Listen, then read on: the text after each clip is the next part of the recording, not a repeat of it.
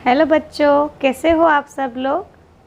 Sardar Patel educational institute संचालित Shrimati MS. Lakhani कन्या विद्यालय में पढ़ रहे कक्षा 9वीं के विद्यार्थियों के लिए मैं त्रिवेदी आरती आज यह वीडियो प्रस्तुत करने जा रही हूँ। बच्चों, आज हम कक्षा 9 हिंदी विषय में इकाई नंबर 5 जिसका नाम है स्वराज्य की नींव, उसका अध्ययन करने जा रहे। तो स्वराज्य की नींव किसने डाली, इस अमर पात्र का अगर हम नाम ले तो वह है झांसी की रानी।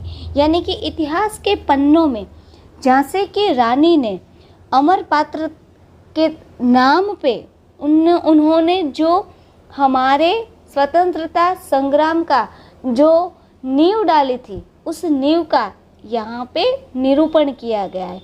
और इस स्वराज्य की नींव यानी कि महारानी लक्ष्मीबाई के ऐतिहासिक पात्र का निरूपण जिन्होंने किया है वह है विष्णु प्रभाकर जी।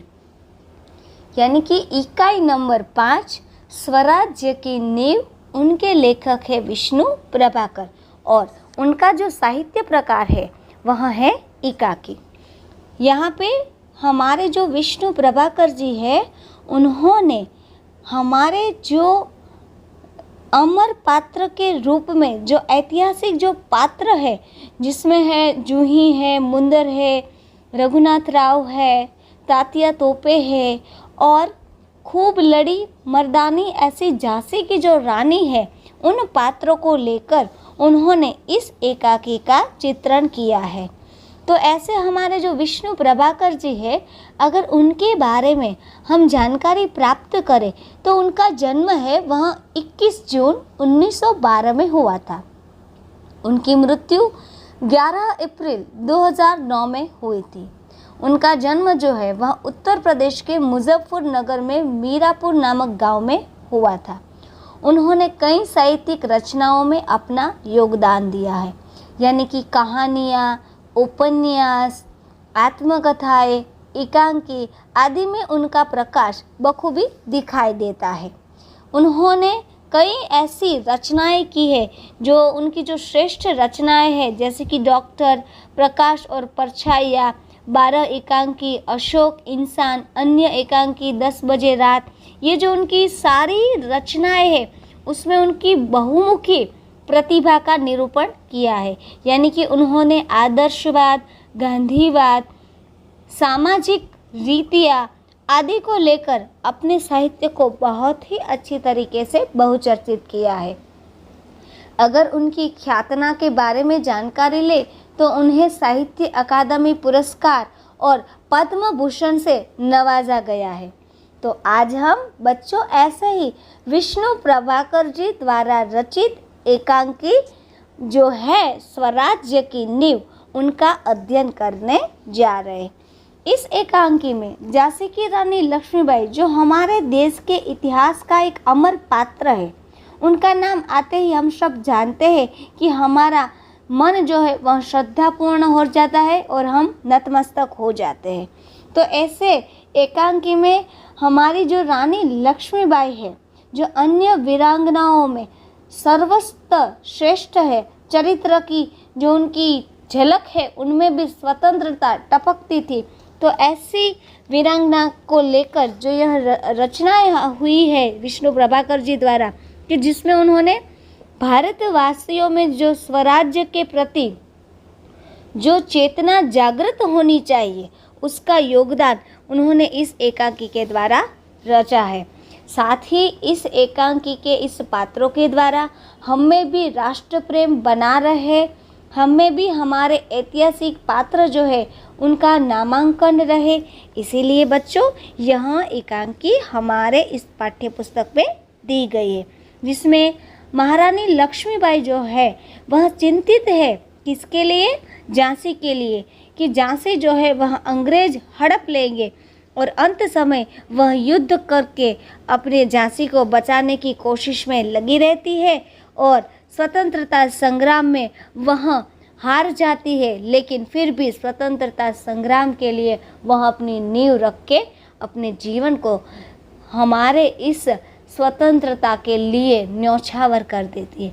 तो ऐसी वीरांगना को आज हम पढ़ने जा रहे हैं, जिसके लिए कहा है कि वह मर्दांगिनी वाली थी, खूब लड़ी मर्दानी, वो तो झांसी वाली रानी थी। यानी कि उसके मार्ग में अगर हिमालय आए, डरावनी लहरें भी आए, थप्पड़े मारे ऐसे नाविकों जो उसके नाविक भी ना हो, ऐसी समस्याएं आए, फिर भी वह डरती नहीं।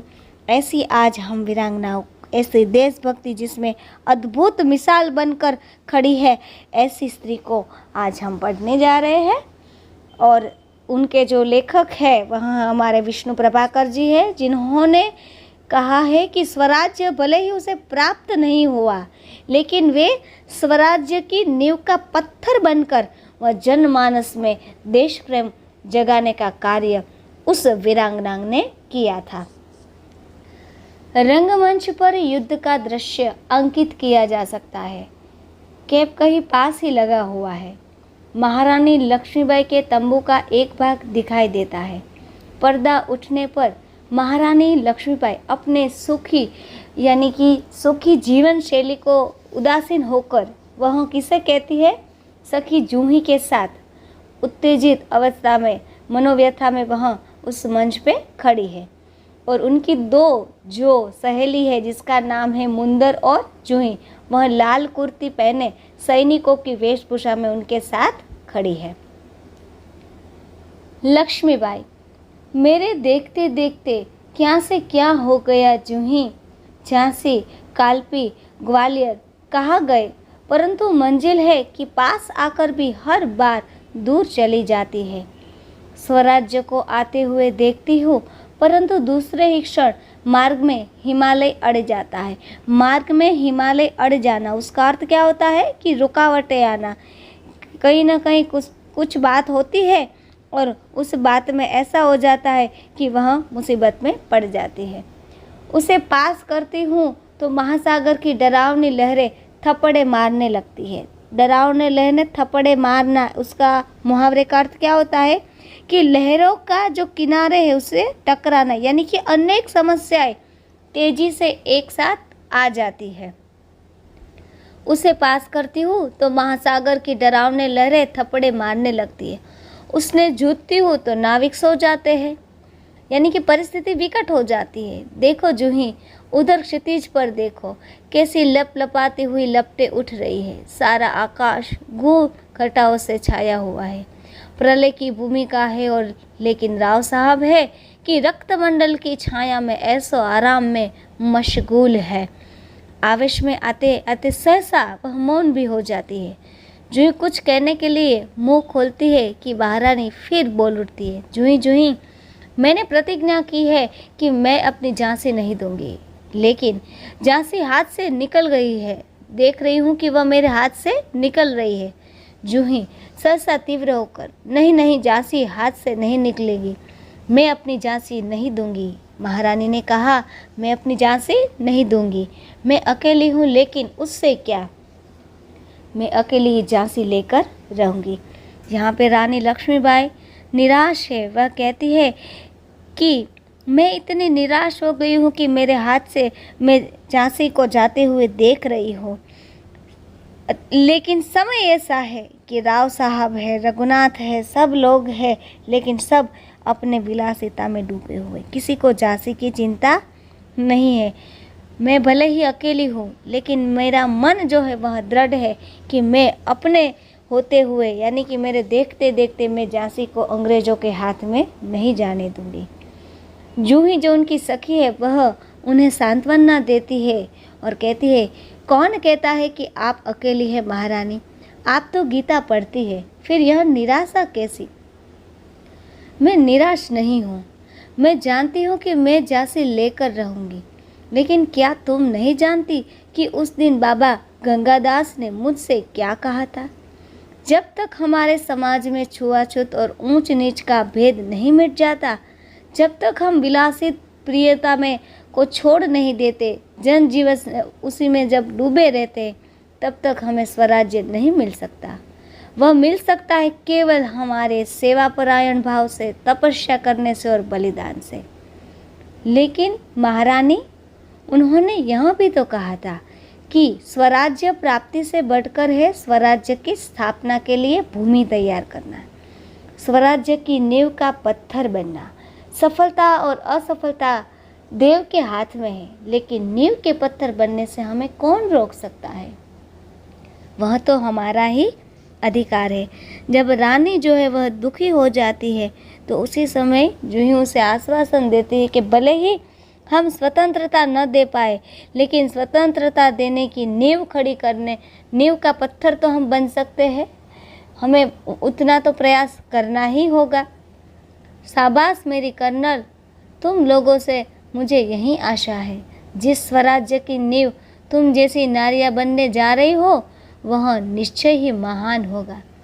मुझे इस बात की चिंता नहीं है कि वह मेरे जीवन काल में आता है या नहीं आता, लेकिन मुझे इस बात का दुख अवश्य है कि हमारे पास शक्ति है फिर भी हम दुर्बल हैं। हमारे पास तात्या जैसे सेनापति है फिर भी हमारी सेना में अनुशासन नहीं। हमारे पास ग्वालियर का किला है फिर भी हम कुछ नहीं कर पा रहे। क्यों? जानती हो क्यों? यहाँ पे रानी लक्ष्मीबाई निराशा के कारण बताती कि हम आखिर क्यों निराश है। अंग्रेजों के सामने मुझे झांसी की चिंता क्यों है?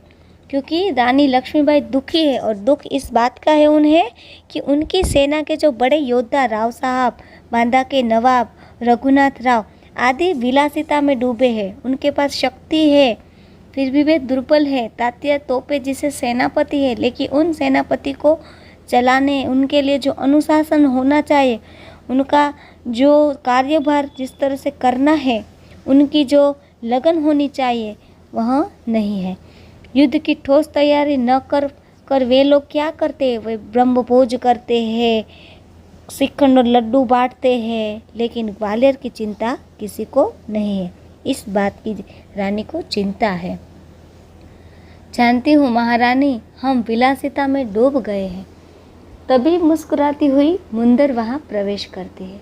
कौन कहता है कि हम विलासिता में डूब गए हैं? विलासिता में डूबे हैं राव साहब, बादा के नवाब, सेनापति तात्या। जूही, नहीं मुंदर, सेनापति नहीं। ओ समझी, तुम तो उनका पक्ष लोगी ही। जूही ने दृढ़ स्वर में कहा, मैं उसका पक्ष नहीं लेती, लेकिन जो तथ्य है उसको छिपाया नहीं जा सकता। सरदार तात्या राव साहब को अपने तन मन का स्वामी मानती थी मुंदर, और तुम उनको अपना स्वामी मानती हो। जूही ने कहा, हाँ, मैं उनको अपना स्वामी मानती हूँ और मानती रहूँगी, लेकिन उनसे भी अधिक मैं महारानी को अपना स्वामी मानती हूँ, और महारानी से भी बढ़कर मैं अपने देश को अपना स्वामी मानती हूँ। देश के लिए मैं सरदार को भी ठुकरा सकती हूँ और ठुकरा चुकी भी हूँ। मुंदर ने कहा, जूही तू तो नाराज़ हो गई। मेरा यह मतलब नहीं था, मैं तो केवल इतना ही कहना चाहती थी कि जब तूने उन्हें अपना स्वामी मान लिया है तो तू उन्हें रोकती क्यों नहीं? रानी लक्ष्मीबाई ने कहा, जूही ने उन्हें रोका है मुंदर, मैं जानती हूँ।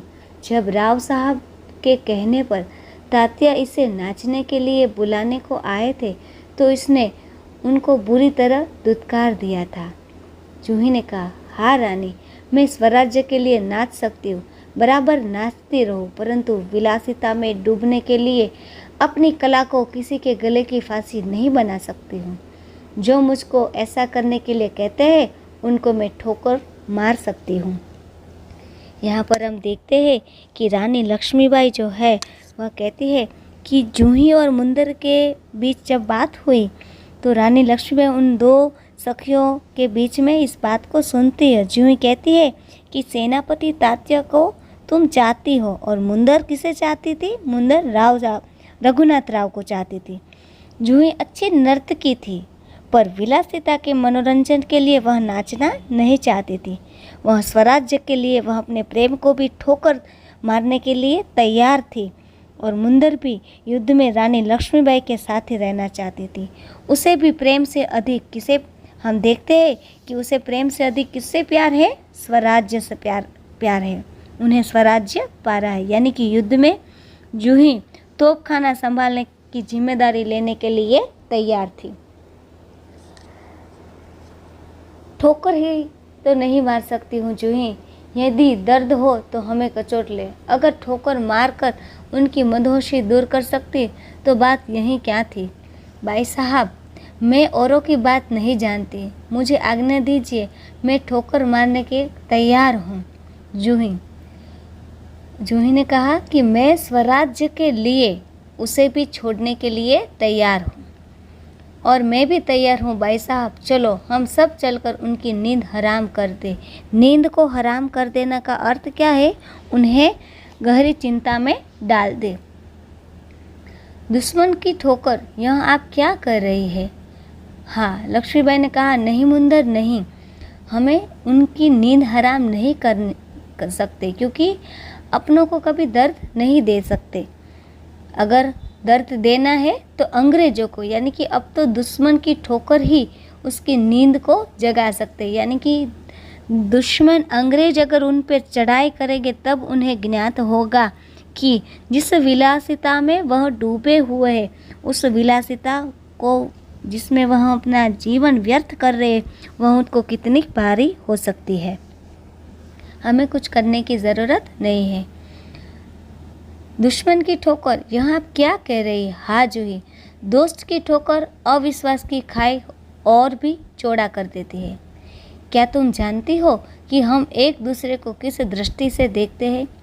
क्या ऐसी स्थिति में मेरे कुछ कहने से शंकाओं की घटा और भी गहरी नहीं हो उठेगी? भाई साहब ठीक कहती है, शंकाएं अविश्वास पैदा करेगी और उस अविश्वास से उत्पन्न होगा शक, और उसे दूर करने के लिए पायल की झंकार और भी जनक उठेगी, यानी कि वह और भी उसकी तरफ बह जाएंगे। श्रीखंड और लड्डुओं का भोग होगा और ऐसे ब्रह्म भोज देने वाले ब्राह्मणों को आशीर्वाद का स्वर और भी तेज हो उठेगा। सहसा कई दूर तोपों का आवाज़ सुनाई देता है, यानी कि युद्ध की तैयारी के लिए पेशवा को जो युद्ध करना चाहिए वह जब युद्ध नहीं करते और अगर उसे सही राह की संदेश देंगे, तो रानी लक्ष्मीबाई ने कहा कि हम तो उसे सही राह दिखाएंगे, लेकिन उनकी जो भाव, हमारे मन के जो भाव है वह उन पे ऐसे असर होंगे कि वह अधिक से अधिक विलासिता में डूब जाएंगे। कभी कभी हम कहते हैं ना कि अपनों की डांट, जब कोई अपना डांटता है तो हम उसे कहा अनसुना कर देते, लेकिन जब दूसरे कोई कुछ खरी खोटी सुना जाए तो वह हमारे मन में गहरी चोट पैदा करती है। तो रानी लक्ष्मीबाई भी यही कहते कि हमारे कहने से कुछ नहीं घटता। जब अंग्रेज उसे कुछ कहेंगे, अंग्रेज चढ़ाई कर देंगे, तब उसे इस समय की जो सही कीमत है वह जान पड़ेगी।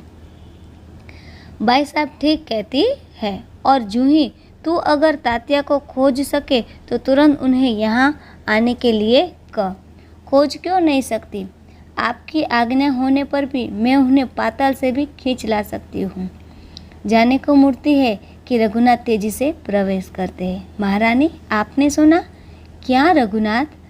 महारानी, जनरल रोज की सेना ने मुरार में पेशवा की सेना को हरा दिया है। क्या पेशवा की सेना हार गई? पेशवा की सेना हार गई, यह अच्छा ही हुआ। अब पेशवा की आंखें खुलेगी। रघुनाथ, अपनी सेना को तैयार होने की आज्ञा दो। रोज ग्वालियर का किला नहीं ले सकेगी। मैं जानता हूँ वह कभी नहीं ले सकेगा। मैं अभी सेना को कूच के लिए तैयार करता हूँ, केवल आपको सूचना देने के लिए आया था, ऐसा रघुनाथ जी ने कहा। और युद्ध करने के लिए तैयार होने का आदेश रानी लक्ष्मीबाई जो है वह तात्या तोपे जी को देते हैं। और जूही, तुम भी जाओ, सहसा बाहर देकर। लेकिन ठहरो, शायद सेनापति तात्या इधर ही आ रहे हैं। जी हाँ, ये तो सरदार तात्या ही है। कहिए सरदार तात्या, आज आप इधर कैसे भूले पड़े? भाई साहब, मैं किसी के लिए सरदार हो सकता हूँ, पर आपके लिए तो मैं सेवक ही हूँ। लक्ष्मीबाई ने व्यंग्य से कहा। इतने बड़े सेनापति को इस प्रकार एक नारी के सामने झुकते लज्जा नहीं आती? खैर छोड़ो इस बात को, यह तुम्हारी विनम्रता है। लेकिन यह तोपों की आवाज़ कैसी आ रही है? कौन सा उत्सव मनाया जा रहा है? शायद चाटुकारों के जागीर बांटना अभी खत्म नहीं हुआ है, यानी कि अभी तुम्हारे मौज शौक खत्म नहीं हो रहे। साहू और शाहूकार के बीच में जो खुशामद खोर होते उसे चाटुकारों भी कहते हैं। भाई साहब, आपको हमें लज्जित करने का पूरा अधिकार है, हम इसी योग्य हैं, लेकिन जो कुछ भी हो रहा है ना, वह आप जानती तो हो। शायद ब्रह्मभोज के उपलक्ष्य में ये तोपें चल रही है। श्रीखंड और लड्डुओं के लिए घी शक्कर की कमी तो नहीं पड़ी। ऐसा व्यंग्य से रानी लक्ष्मीबाई भी उनसे कहते हैं। सरकार, इस बात को इन्हें माफ़ कर दीजिए। व्यंग्य और पूरे व्यंग्य के साथ जब तात्या तोपे जी रानी लक्ष्मीबाई की बात सुनते हैं तो जूही जो है वह व्यग्र होकर कहती है विनंती भाव से कि सरकार, अब इन्हें माफ़ कर दो। तात्या जी ने कहा, भाई साहब, आप यूँ अब कब तक हमें फटकारी रहेगी, यानी कि कब तक हमें कटाक्ष में कहती रहेंगी। लक्ष्मीबाई ने कहा, तो कहती है, अच्छा, लेकिन तभी मुंदर का प्रवेश होता है। सरकार, सेना तैयार है तो मैं भी तैयार हूँ। तात्या, तुमसे मुझे बहुत आशाएं थी, तुम्हारे रहते यह सब क्या हो गया। जूही ने कहा, सरकार, ये तो स्वामी भक्त है। महारानी लक्ष्मीबाई ने कहा, लेकिन आज हमें देशभक्तों की आवश्यकता है। खैर, अब भी कुछ नहीं बिगड़ा, अब भी बहुत कुछ लिया जा सकता है। तात्या ने कहा, इसीलिए तो आया हूँ भाई साहब, आप जो कहेगी वही करूँगा, जो योजनाएं बनाए उसी पर चलूँगा। लक्ष्मीबाई ने कहा, तो जाओ, तलवार संभालो, नुपुरों की जंकार के स्थान पर तोपों का गर्जन होने दो। भूल जाओ राग और रंग को और याद रखो कि हमें स्वराज्य लेना है, हमें रणभूमि में मौत से भी जूझना है। तात्या जी ने, महारानी आपकी जय हो, मैं युद्ध के लिए तैयार होकर आया हूँ। लक्ष्मी जी ने कहा, जानती हूँ, लेकिन सेनापति, इस बार यह याद रखना कि यदि दुर्भाग्य से विजय न मिल सकी तो तुम्हें सेना और सामग्री दोनों को दुश्मन के घेरे से निकाल कर ले आना है। तात्या जी ने कहा, ऐसा ही होगा। लक्ष्मीबाई जी ने कहा, तात्या, मेरा मन कहता है कि यह मेरे जीवन का अंतिम युद्ध है, जीत हो या हार, मुझे किसी बात की चिंता नहीं। चिंता केवल इस बात की है कि हमारी वीरता कलंकित न हो, यानी कि कोई दाग न लगे, हमारी वीरता कलंकित न हो। तात्या जी ने कहा, भाई साहब, वीरता आपको पाकर धन्य है, आपके रहते कलंक हमारी छाया को भी नहीं छू सकती। आज्ञा दीजिए। और वह प्रणाम करते हैं। लक्ष्मीबाई, प्रणाम तात्या, मैं सीधी युद्ध भूमि में जा रही हूँ, देर न लगाना। मुंदर ने कहा, सरकार, आज मैं बराबर आपके ही साथ रहूँगी और मैं तोपखाना संभालूंगी, ऐसा जूही ने कहा। लक्ष्मीबाई, और हम सब मिलकर या तो स्वराज्य प्राप्त कर रहेंगे या स्वराज्य की नींव का पत्थर बनेंगे, यानी कि एक हिस्सा बनेंगे।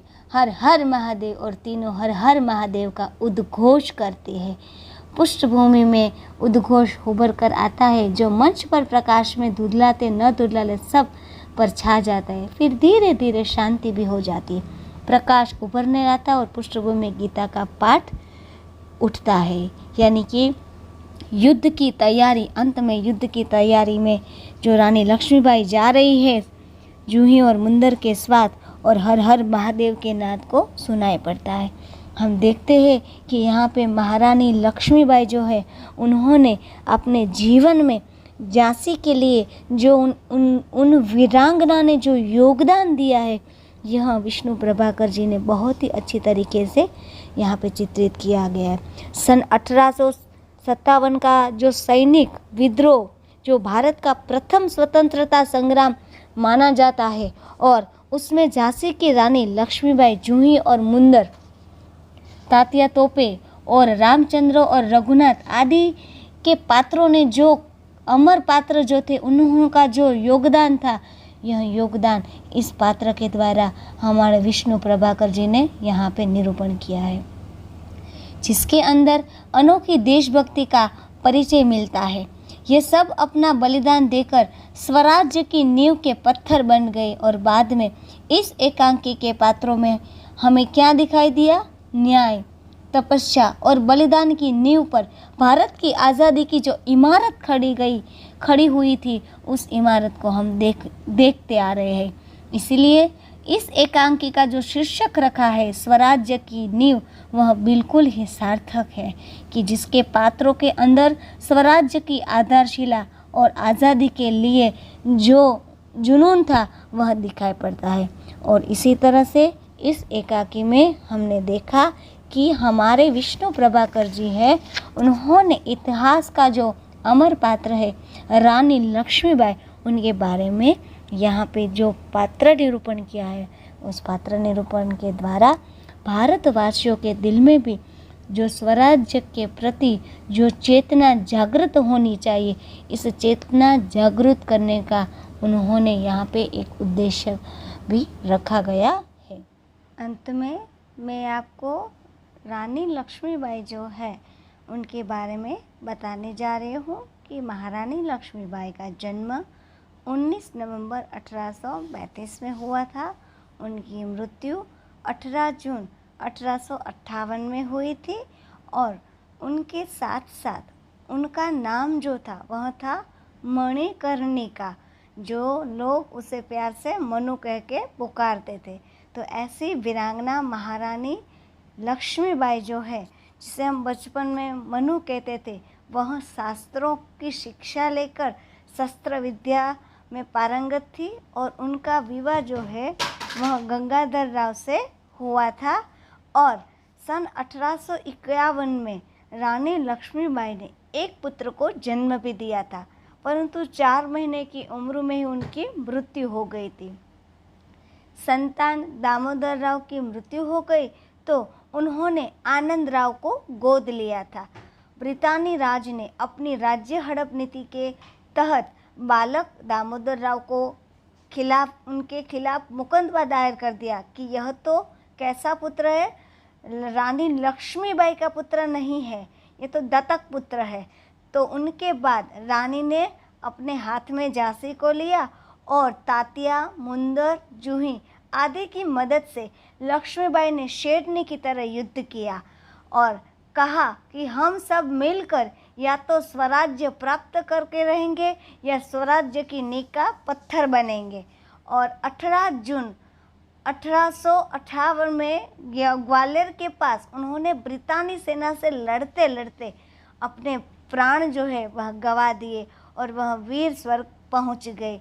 तो इस तरह से हम इस एकाकी के आधार पर आज फिर से रानी लक्ष्मीबाई की जो याद है उसे हम आज यादगार बना रहे हैं और उनके इस ऐतिहासिक यादों के सहारे हम इतिहास के पुराने पत्तों को भी याद करें और उनके साथ साथ हमारी जो स्वातंत्र्य संग्राम की जो लड़त थी, उन लड़त में इन लोगों का जो कार्य था, जो खून बूंद बूंद और खून देकर उन्होंने जो इस स्वतंत्रता का जो सपना था वो साकार किया था, तो ऐसे वीरांगनाओं को आज हम प्रणाम भी करते हैं।